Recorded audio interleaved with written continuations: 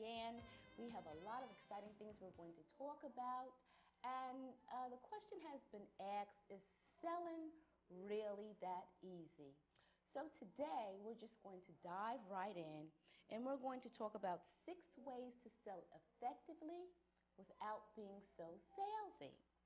So according to Inc. 5000, they say that some entrepreneurs, including some of the most determined and successful, are under the impression that they either don't have to bother with selling themselves or that selling themselves is wrong. Well, today we're going to let you know that there is a huge difference between selling yourself and selling out. Selling yourself is simply a marketing skill that you use and that you have. And with both of them, your clients and or your organization, selling out is trading in what makes you unique, like your standouts or mission statements for an immediate dollar or advantage. Now, the difference is that sometimes entrepreneurs think, I don't have to be bothered with selling myself. Well, I want to just let you know today that the problem is that only people familiar with your story know your incredible skill set. So with that being the problem is that the only familiar people with your story knowing your skill set, you'll have to do some other things like purpose marketing.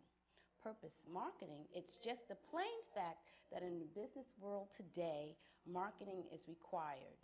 You wouldn't design, patent, and create an awesome product and never advertise it. That just wouldn't make any type of sense at all.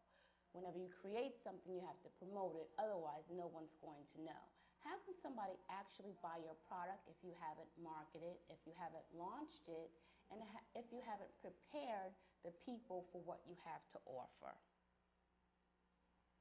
So today our first tip is begin keeping a weekly report of what you do.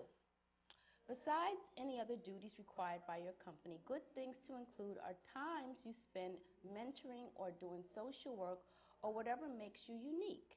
Put these reports in an email or a simple newsletter format. Let the world know what you are doing. Send the people you want to impress a weekly report of what you are doing, and do this on a weekly basis. Number 2. Publish your content. Now, what content is different types of posting that you see on Facebook or social media, and you can also make your own content by going to Canva or there's another program called Page something. I'm sorry, I don't remember. But if you publish your own content, you can actually sell it on Amazon, and that's another way that you can make a profit. Anyway, you can use a blog or a format like LinkedIn to blog about your industry or your profession, and you can become a thought leader. Number 3, you should update your public profile. It's very important to update your profile, especially if you're an entrepreneur. You know, as an entrepreneur, one day you're a fireman and the next day you're a nurse's assistant. You know how we do. We just all over the place. So anyway, change your bio, your pictures, update your work status, all your social media. Sell yourself by being current and providing the world with up-to-date information when possible. Find out a way to display your personal creeds. Number 4, frame your degrees and your certifications. What better way to sell yourself than to display what you have already achieved? So, if you have a certificate or something, or you've just obtained a new degree for technology or something, just put it on your site. It only takes 2 or 3 minutes. Number 5, be active in the community. Look for opportunities to join local nonprofit boards and local Chamber of Commerce committees and to speak at local civic clubs. You can find out about some of these communities by going to your library. Your library posts up stuff all the time of what's going on in the community. You can also look in your local newspapers and look in the back, and they have a listing of everything that is going on. And if there's anything there that resonates with you, then you can go and volunteer your services. Some other things to do would be to take some risks. And this is number 6. If you want to win big, you'll have to risk big. Keep in mind that those who do stupid things without first getting permission can get fired. However, people who achieve brilliant things without getting permission get praised. You'll have to play the balancing game if you choose these methods to sell yourself. You don't have to negotiate with your principals to stand out in the crowd. With some skill, you can sell your dream, your profit, and even yourself without losing anything. And with all that I gave you today, please share, because it's always very important to help someone else along the way who might be in your shoes. And with all of that, we're going to go into a brief YouTube video, which I always prepare for you. And today the YouTube video is going to be presented by Allison Bird, and she is best known she is best known as the Profit Accelerator. And now a word from Allison Bird. I hope you enjoy it. Hi, this is Allison Bird, Director of Global Sales for Motivating the Masses. I'm here because I am hungry for your breakthrough. Here's the catch. In order for it to work, and it is your purpose, your cause, your vision in life, your business, you have to be hungry too. The truth is the mother of all clarity, and as entrepreneurs, it is vital that you have the clarity of what steps you need to take to get your gifts into the pretty hands of your customers that are waiting just for you. See, a lot of people get it twisted. If you're scared to make an offer, if you're scared to close a deal, if you are not selling that magnificent thing that you have come to this earth to do, well, guess what? You are stopped in your business. Here's a trick that will make that process much easier for you. Stop selling them what you have. Start serving them with what you can do. That makes all the difference in the world. Your tribe is waiting for your thing, the thing that helps them do what they desire the most. And selling is really that simple. You need the methodology and the hunger to make it all come together. It's a divine partnership. I created a solution that gives you that balance, and it's just for you. The Unleashed Sales Mastermind is about pairing those two things together to create the life of possibility that you want as the business owner, and the profitability that will come to you when you master your gift, you masterfully give it to the world, and everyone is ready to be a part of it right alongside you. For those of you that are watching right now, it's no mistake that you're seeing me. It's no mistake for us to be together. A habit of watching for opportunities must be partnered with you taking massive action for your life, having a patient but persistent mind, and sacrificing ease or vanity in the quest for your liberty. This is about passing through your hard times. You don't have to stay stuck there. This is about you being brave and joyfully embracing all the ingredients for success so that you can unleash your business empire through mastering the art and the science of selling. Let me now leave you with these thoughts as you consider making a quantum leap from mediocre sales to powerhouse profits. Forget about the business outlook and be on the outlook for your business. Always be closing. That doesn't mean you're always closing the next deal. It does mean that you need to always be closing on the next step in the process. It is not your customer's job to remember you. It is your obligation, your responsibility to make sure that they don't have the chance to forget you. Remember, the difference between try and triumph is just a little oomph. If you want to discover how the Unleashed Sales Mastermind can bring those sales home to you, I am ready to serve you. I've just got 2 words left for you. Let's go.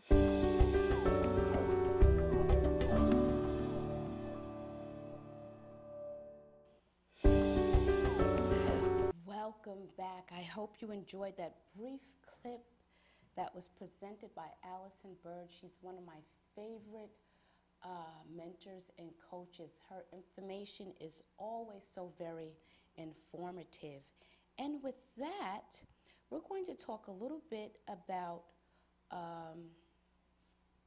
conducting a market search for your product.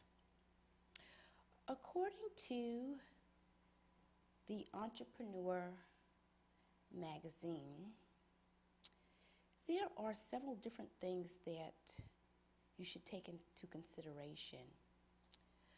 First, I'm going to say, many of us have great ideas for products and services, but sometimes that's bound to capture the hearts and minds of the consumer.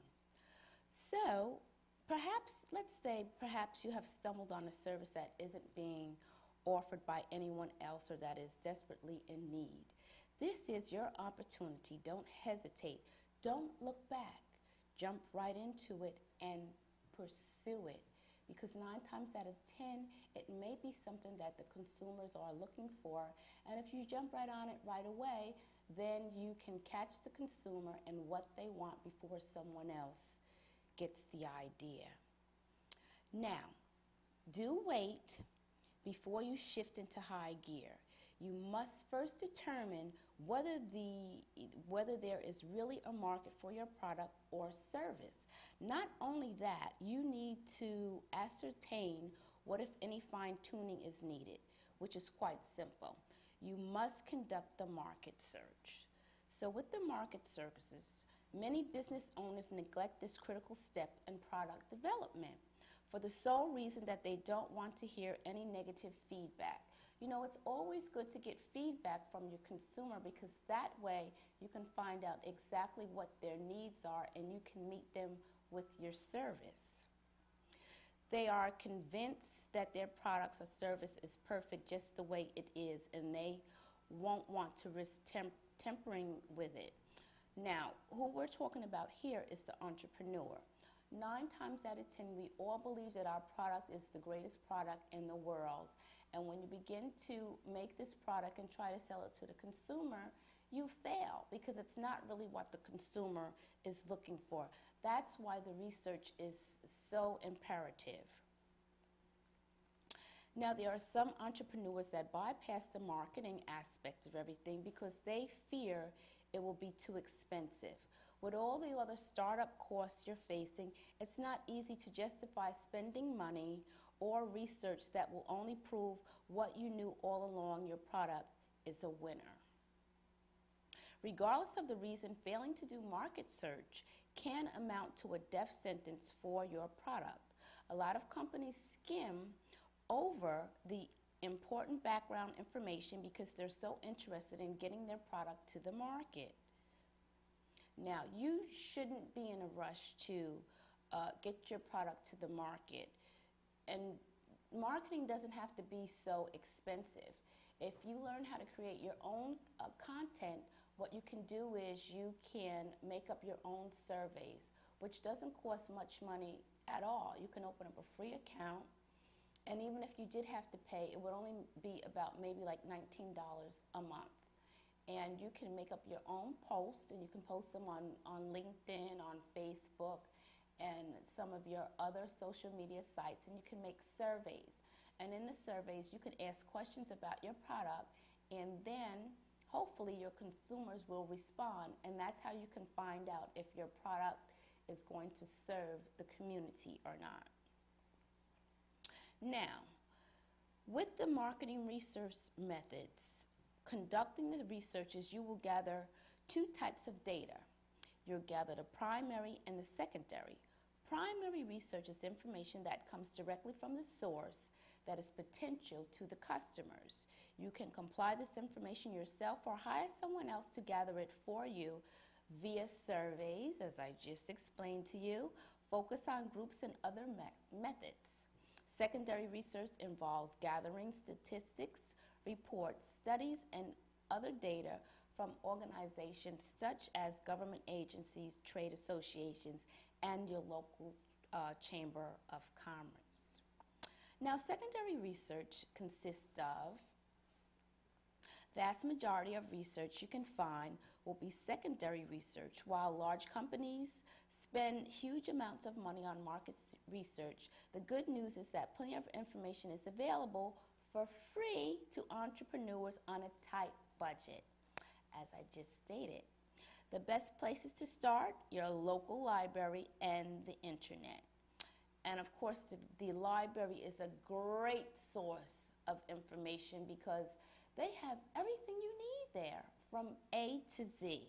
And of course, the internet, you can Google anything nowadays and it comes right up. Now, the reference libraries at public and university libraries will be happy to point you in the right direction. You can become familiar with the business reference section. You'll be spending a lot of time there. Two good sources to look at would be ThomasNet. ThomasNet is an online resource that connects industrial buyers and sellers, and the Harris InfoSource, all industries and manufacturing directories. That's also another good book you can get.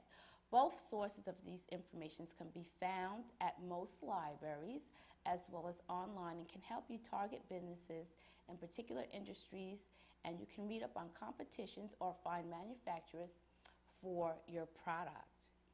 Now, to get insight into consumer markets, you can check the Statistical Abstract of the United States, which you can find at most libraries, and it contains a wealth of social, political, and economical data.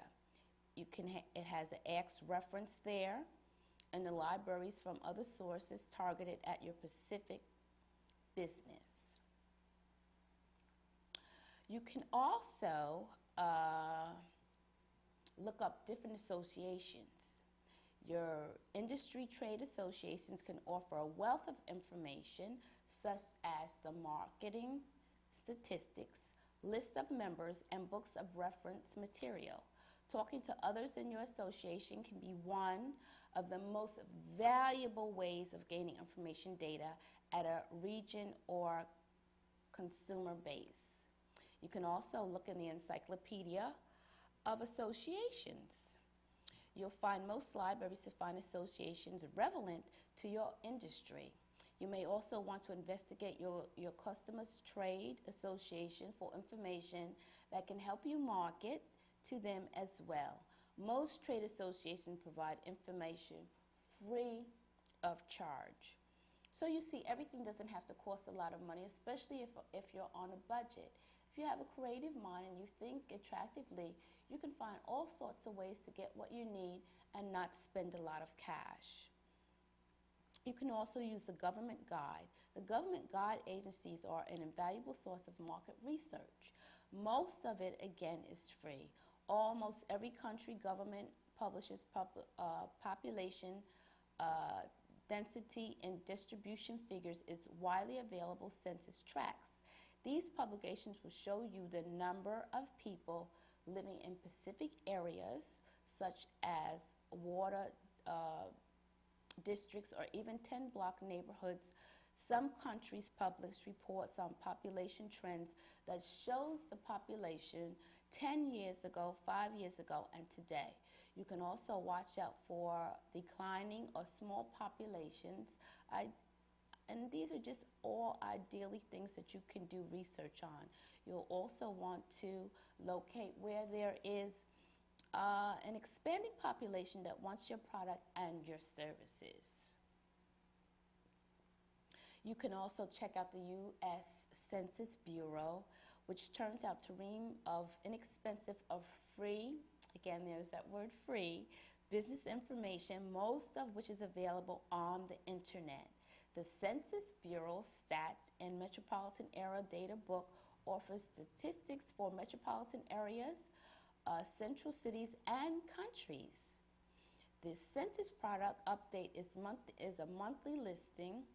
Recently, they released an upcoming product for the U.S. Census Bureau where you can sign up for a free email subscription at census.gov. They also have the County Business Patterns, is an excellent census product that reports the number of given type of businesses in a county by zip codes and metropolitan and micropolitan statistic area. There's also a breakdown by geographical area, and you can look to the economical census, which is published every 5 years. The U.S. government also has an official web portal that is another good source of information, for instance, at the us.gov website. You'll also find a section for businesses that is a one-stop link to all information and service that the federal government provides for the business community. You'll also find tax questions, and if you're wondering how to best deal with all the regulations and red tape, chances are you'll find your answer at business.gov by clicking the finance and tax links. Well, with all that information, you can also call the center at 800-US.TRADE, that's TRAD, for further information on how you can do research for your product before you begin to sell. Again, you always want to find out exactly what the consumer needs and what they want, so you can provide the best service for them. And with that, we're going to go into the quote for today. It's always been a pleasure, and it's wonderful to see you, and I do want to see you again next week. We'll be here at the same time, same place, and again, we have a live show at 6 p.m. And our quote for today is, "Sometimes you're only available. Transportation is a leap of faith." And that quote is by Margaret Shepard. We hope you enjoyed the show on today. We look forward to serving you on a daily basis and giving you the information that you so very need as an entrepreneur. If you have any questions, or if there's anything in specific I can serve you with, please email me at corabeautyservices46@gmail.com. I'll talk to you next week. Have a lovely day. Ciao.